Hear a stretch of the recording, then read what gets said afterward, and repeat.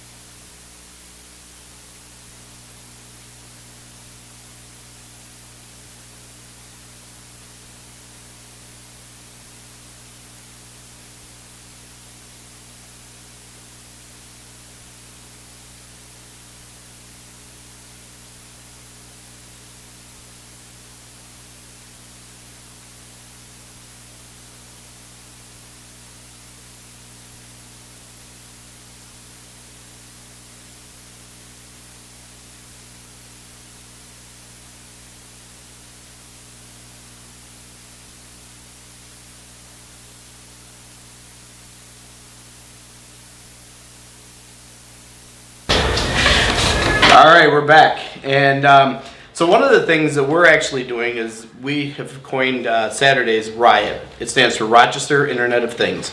And we believe that technology can be used for good. It can also be used for fun. It can be used for a lot of things.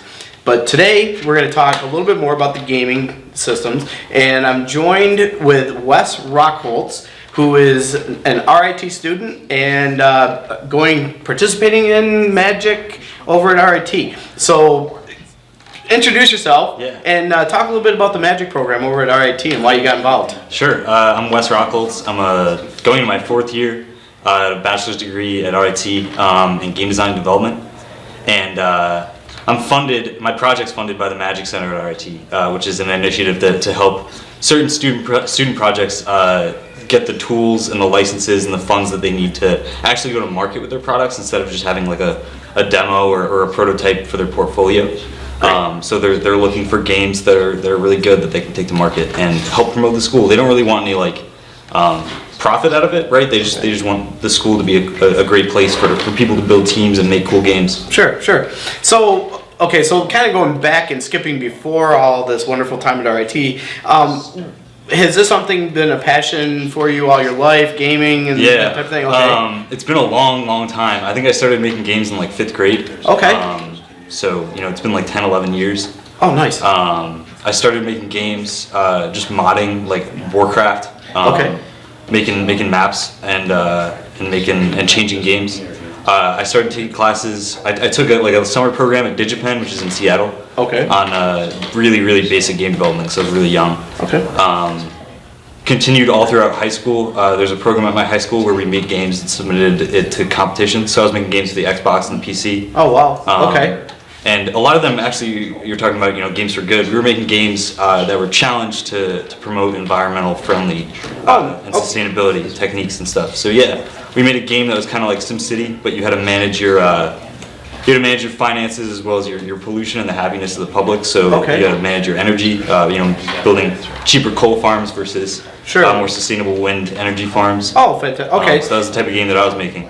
So, and you were doing that in high school? Yeah, in high school. Wow, okay. And so this has been something that's been a part of your life just for a long time. So you kind of knew this is the direction you were going. Oh, for sure. Has EA contacted you yet? Not yet? No. Okay. Is that a company you'd like to work for? I mean, they're one of the bigger ones now. EA? Yeah. No. I don't know. So EA is a publisher, and they own a bunch of game studios. But yes, none of those game studios have contacted me. We'll see. Okay. Yeah. Cool. So, you're from Seattle? I'm from Connecticut. Connecticut. Okay. We flew out there, yeah. Okay. And then you ended up out in Seattle for a certain amount of time? Yeah, for a month or two. Okay. And then you came back to Rochester. And what brought you to RIT? What was it that really kind of excited you about RIT? Sure. So originally I started taking classes the end of my junior year at Carnegie Mellon in Pittsburgh. On game design. And I applied there and didn't get in, and I kind of just applied to RPI, to WPI, to RIT. RIT's game design program was hands down the one that impressed me the most, just in terms of the resources that they provide and their focus. Because their focus was not on like the education of programming, on art, on design. It was on actually producing things, on actually producing prototypes and demos and stuff for your portfolio. And that's what really matters in the games industry, because they say 9 times out of 10 they'll take somebody with great games in their portfolio over a degree from MIT. Right? Oh, wow. It's way more important. Wow. So RIT's got the focus right. Good. Okay, and then so now you're 4th year, you said, and you end up in your second week with Magic. Yep. Working on the beginning stages of your game development. Right. So when you get into Magic, do you have to have the idea and the plan kind of already ready to go to get into Magic? So explain that process a little bit. So Magic, it doesn't have like exactly a laid out process for getting your game funded or supported by Magic. They've supported games in the past that have just kind of shown like that they're promising, right? And they come to those students and they try to help them. Magic's a new initiative, so they don't have like a plan laid out. But in this particular case, they got a grant for I think $50,000 to split among 5 teams for the summer. Oh, fantastic. They called it the co-op program. So the way that worked was just that you submitted your game, you submitted a business plan, you submitted promotional materials, and they decided whether they wanted to fund your game. And I happened to be one of the students that got picked for that. Well, congratulations first off. That's awesome. So it must be something kind of fun that you're working towards. So explain, we talked a little bit just to kind of prep you, the idea, then you have to go into planning, and then you kind of have to develop out. Like you said, you actually have the full business plan and everything behind it. So explain from the point of conception. I mean, what is a game that you're developing under Magic, and kind of talk about the process that you've been through. Do you want me to talk about the game that I'm developing right now, or do you want me to talk more generally? You could talk about the game you're So the game that I'm open to. Sure. It's called Adventure with Friends, temporarily, and it's an RPG for phones and tablets where you can play through kind of a dungeon crawler RPG, moving around the tile board, killing goblins and getting loot. And you can do it with your friends, but you don't have to be on the same couch on the same time schedule, because when you take your turn, and it's your friend's turn, it sends them a push notification on their phone. Okay. So they can just play whenever they're out of class or whenever they're on the bus or whenever they're ready to play. Okay. And the idea started with, we wanted to take the giants of RPGs like World of Warcraft. Okay. And we wanted to put them on the mobile space because nobody's ever done that before, to great success. So we kind of melded that idea with the Zynga games like Words with Friends and Chess with Friends, where you're taking turns. Sure. And we just mushed them together, and we came up with something completely unique. Okay, so for the audience, just to be clear, RPG is role-playing games. Yep. So just for Sure. And so the idea I'm assuming you're coming up with that, a couple people that you're working as a team to pull this together. Yeah. So how many people are part of the team, and what was from the conception of the idea? What were the first steps you took? So the team started out originally, me and my friend Ian, and we just kind of came up with the idea sitting on the couch, and we designed it all out. We paper prototyped it, so we had like written out boards, and we were using like paper clips and stuff as characters, and we were playing the game as a board game, because that's really what it is. We call it paper prototyping, and it kind of gives you the sense for how the game feels before you actually go and make all the assets and develop the game, so you know that it's fun before you actually start making it. Sure. From there, we spent the whole last semester making a prototype of the game. Okay. We worked with a guy, Ryan, who does all the server-side stuff. So we have the client, which is in a game engine, and it shows you what's going on. And then you've got the server, which stores everybody's stats and their accounts and all that stuff. So we got the game working, so you can play it. And it was really real placeholder art assets, like stuff that doesn't really convey the real theme of the game, but shows you what's going on. And that's the idea behind prototyping. It gives, the investor, the person that's going to give you the money, the idea for what this game's going to look like in the future, but it doesn't necessarily look like right now. Right. Don't worry, the fall won't. It's not going to fall. Yeah. That was long. So yeah, I mean, from there, after we got the grant, it's a matter of iterating. It's a matter of replacing art assets and adding features and fixing bugs and all that stuff. So we're actually a little bit beyond the early stages. We're kind of in the middle stages right now of actually fleshing out the game. Nice. But yeah, that's kind of the process. Okay, so for all the geeks that may be watching, or like me, what are some of the server side architecture and stuff? I mean, is it more database and C#? You can get a little bit technical. Yeah, all right, I'll get People a little will technical. skip past this. Yeah, sure. So I'm working on the client and the art assets. It's in Unity, which is a game engine that builds to all the mobile platforms, all the consoles and browsers. So the code is written in C#.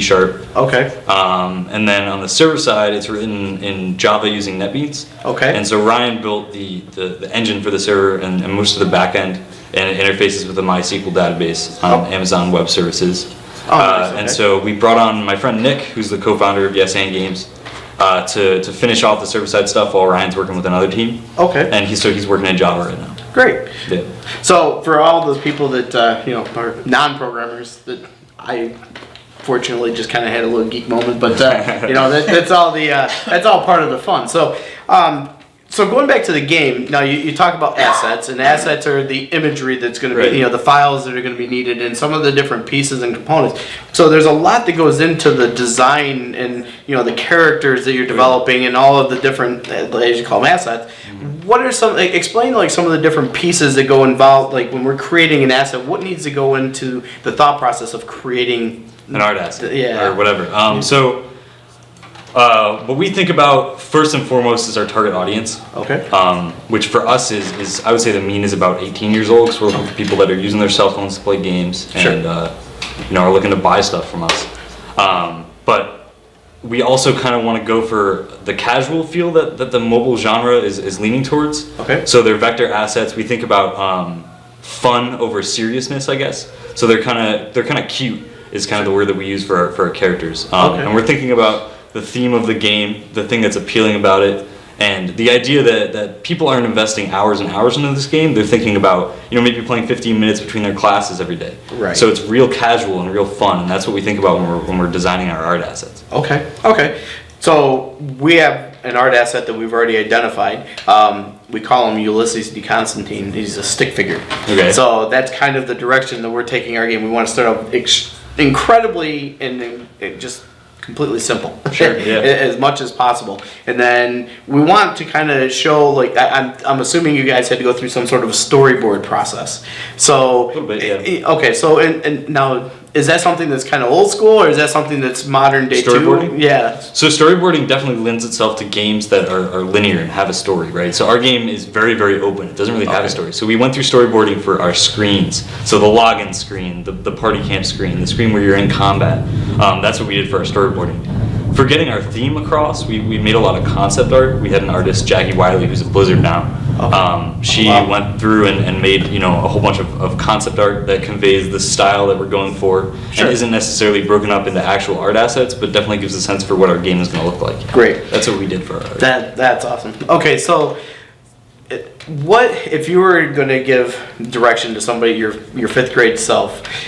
What would you go back and tell yourself that you've learned over the course of this time so far, that you would say, man, if you just, instead of going this path, you went this path, that would have been just a little bit easier, or it would have been a little bit better for you? It's interesting. I don't know, because I was super motivated since fifth grade, but I think that if there's one thing that I could tell myself, and it's kind of cliche because we say it a lot, but stop playing games and just start making them. Because it's all about practice, and there's no textbook that can tell you how to make games. There's no, there's education at RIT, but it doesn't cover everything. And it doesn't cover everything in the depth that it needs to. And the only way that you can learn that stuff is just by practicing and practicing. So it comes out of vision and the idea side of it, and then taking that and just elaborating on it. Okay, so I mean, you really have enjoyed your time at Magic, obviously, already. Sure, yeah. I mean, you're just getting started. You said there's 4 other teams. Is there any sort of a competition going on for any of that? Or? I don't think so. Competition is important on like the business end. Yeah. In the real game development space, in the game design space, we don't really like to compete. Okay. We kind of like to be transparent and talk about our ideas and share them. Okay, so that was going to be my other side. So do you actually get to share assets and stuff like that as well? Yeah. So Magic actually owns a whole bunch of licenses and assets and all that stuff that they can share with us because they own it. It's more about ideas. All the games that are at Magic and all. It's actually not all games, but. We're not really competing because none of us have the same target market. None of us have the same game. They're all very, very, very different. One of the games is a game called Remy and the Book of Rhymes. They're just trying to help teach kids to read. Sure. I think English is a second language.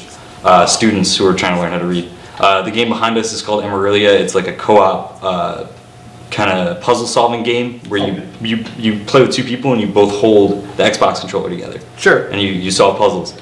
So we're not in competition because our target audiences are not the same. Okay. So I'm just learning from them. They're going through the Kickstarter process, and we're gonna go through that eventually.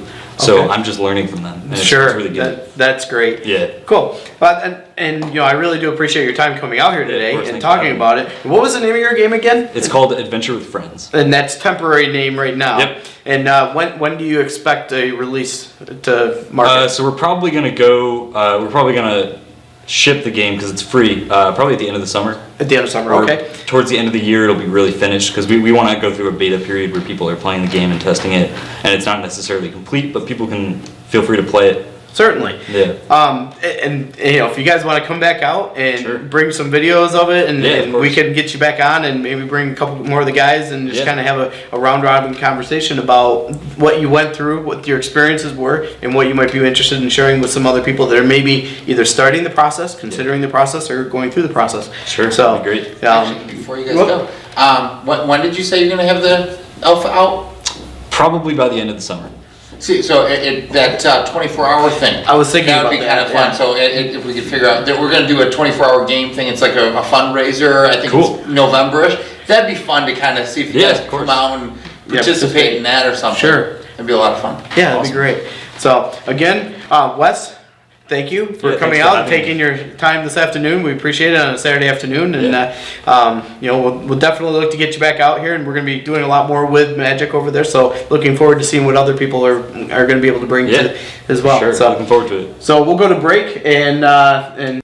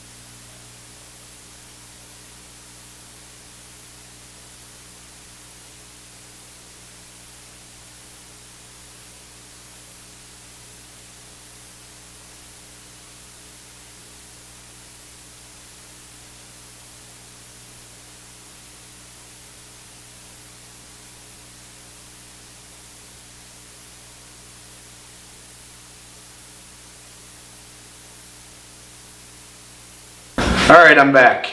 I am back. And so that was a good interview with Wes about games. And the purpose of this show is to not only talk about gaming and all that fun stuff, but we want to delve into some of the technologies and what can technology do to help us in life today. So some of the pieces that we're looking at is, this is such a, I don't know, I like this view anymore. I want to go back over there. What's that? I don't like this view anymore just because I'm like looking at three heads. Wait a minute, it's the Pep Boys, the little bobbleheads, that's what we need. So anyways, a little production fun. What I want to talk about right now is, then you get the smart asses in the background. So, this camera, okay, I'm being pointed. Anyways, so technology is, technology is actually, there's a lot of things that technology can do to help us in society, and a lot of people, don't even like technology. They don't like the change. They don't like the, they don't like to have to, get a smartphone and actually figure out how to use it or whatever the pieces may be. But, I see technology all the time that I think is incredibly useful and incredibly valuable.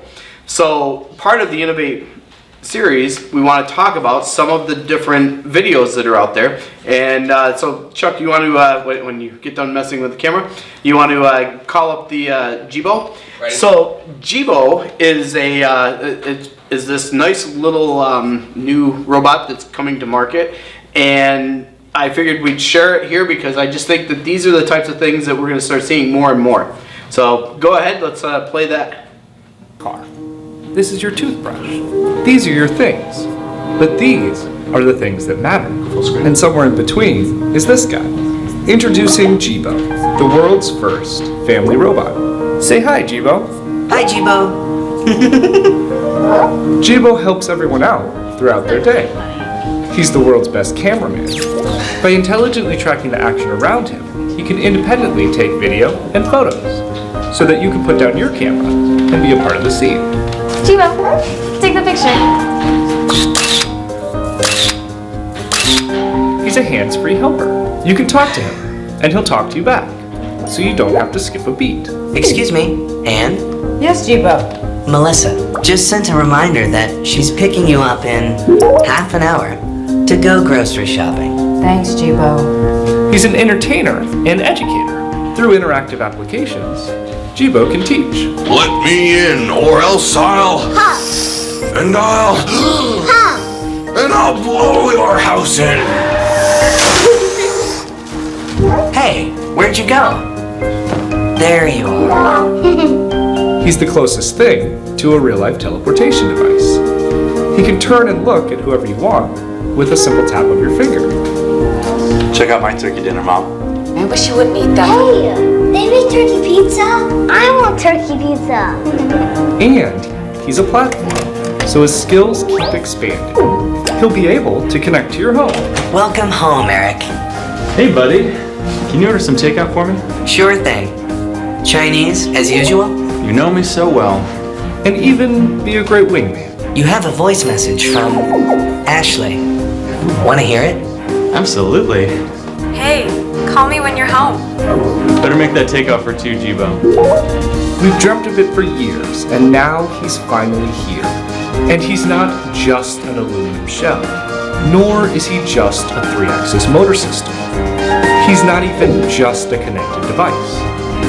He's one of the family. So let's switch back, because it goes to the CEO here in a minute. So we'll just switch back at that point. Jibo, this little bot of mine. Alright, so, stuff like that is just, okay, Cheyenne, I think, got a little bit creeped out on that one. It is definitely an interesting, an interesting concept, but when you think about it, we really truly are there in technology. And, there are so many things. Like, I was actually looking at an article on CNN that was talking about 3D architecture being printed, and they had this humongous thing. This guy has a full-size mansion printed that he actually has these trussels that they set up, and the printer just raises the whole thing up. And in the in some of the articles that I was reading, they were talking about how the way that they could print this stuff was actually going to speed up, and the speed of the printing was just, it's getting much quicker. And they were showing the outlines of cities, and my first vision that went through my head was, man, how fast those things are just going to rise up.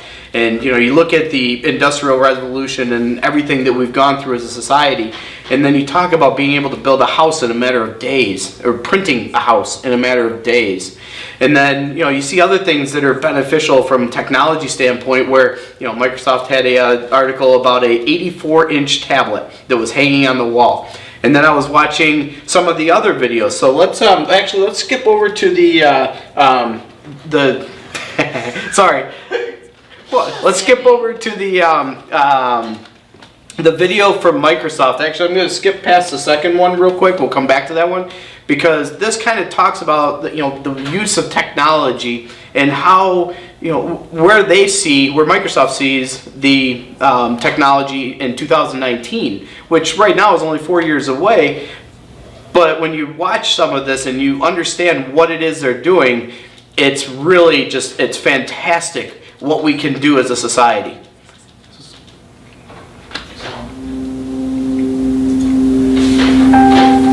Did you kill me, Mike?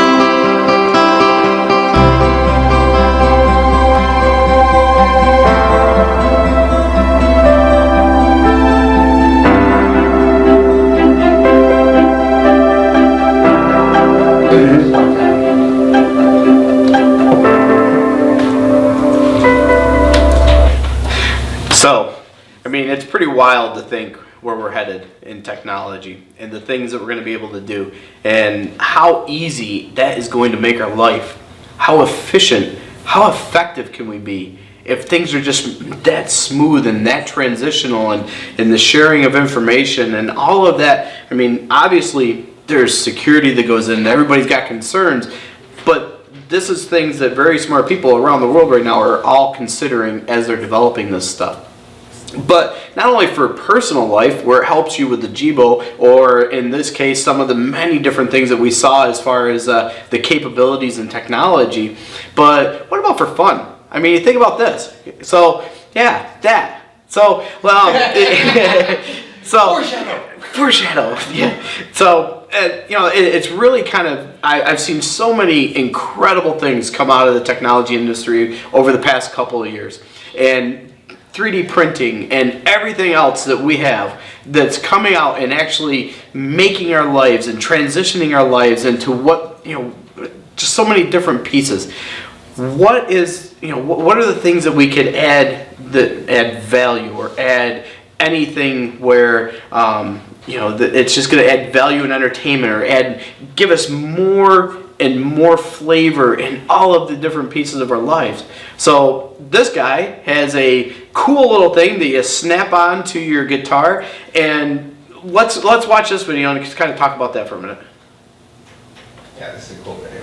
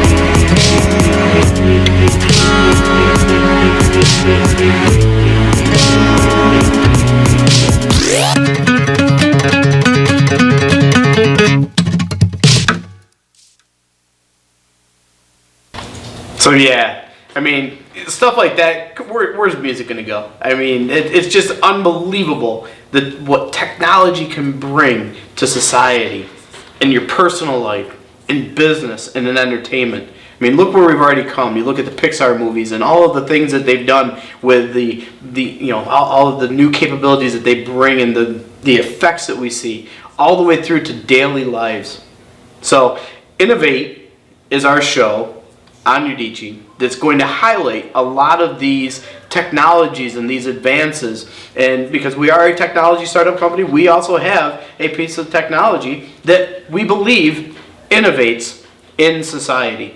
And we're going to be bringing that to market, and we will be sharing some more about that and more in the technology world as we just see this world explode into what is becoming just the most fast-paced evolution of technology we've ever seen. So thanks for joining me today, and we appreciate it. And thank you for Wes for coming out from Magic over at RIT talking about his game. And next week, next time on second Saturday, we'll be back with another show of Innovate and Cultivate. And if you want to come out on any second Saturday, we're going to be talking about developing this game for the kids on the Ouya gaming platform. Magic has been so gracious so far, and we're going to be looking forward to working with them and having them help our kids kind of learn the process of developing and walk us through, because we're going to be learning as well. So again, thank you for joining me today on Innovate, and we'll see you next second Saturday.